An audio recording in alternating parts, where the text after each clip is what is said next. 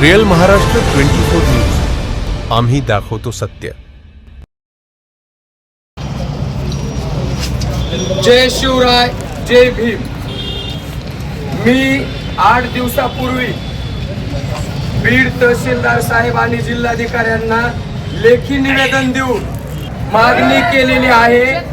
सन 2023 पासून जवळजवळ आपल्या बीड तालुक्यात 60 ते 65% शेतकरी कुटुंब आत्महत्याग्रस्त अनुदानाच्या नावाखाली सरकारने जो गलथान कारभार चालवलेला आहे पुरवठा विभागाने, तर जवळपास 8,000 लाभार्थी या ठिकाणी तहसील कार्यालयाने पुरवठा विभागाने वंचित ठेवलेले आहेत। वेगवेगळी त्रुटी त्या ठिकाणी कारण सांगत आहेत। मला या ठिकाणी सांगायचंय, नामदार छगनराव भुजबळ साहेबांची मी 2 वेळेस भेट घेतली। अजितदादा पवार साहेबांची 2 वेळेस भेट घेतली। अजितदादा पवार साहेबांनी मोठ्या प्रमाणावर निधी या अन्न शिधापत्रिका धारकासाठी उपलब्ध करून दिलेला आहे, परंतु अत्यंत कासव गतीने या ठिकाणी पुरवठा विभाग आणि तहसील विभागामार्फत वाटप सुरू आहे।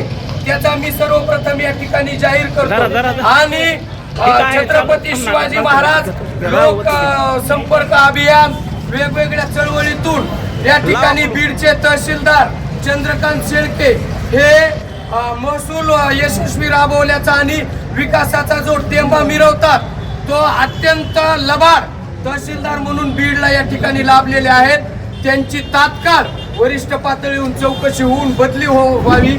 त्यांना या प्रकारचं कसलंही गांभीर्य नाही आणि आम्ही लवकरच या ठिकाणी एक मदत केंद्र सुरू करणार आहोत आणि शेवटच्या व्यक्तीपर्यंत 3 वर्षापासून अनुदानापासून वंचित राहिलेल्या व्यक्तीला आम्ही लाभ मिळवून देण्यासाठी सर्व सामाजिक कार्यकर्ते, मी या ठिकाणी बाळासाहेब मोरे पाटील शिवशक्ती भीमशक्ती विचार मंच प्रदेशाध्यक्ष किष्किंधाताई पांचाळ आहेत, आमच्या भोसलेताई आहेत, कुटे साहेब आहेत, आमचे शेख युनुस तालुका अध्यक्ष आणि सर्वच या ठिकाणी मोठ्या प्रमाणावर पाठिंबा देण्यासाठी कार्यकर्ते आहेत।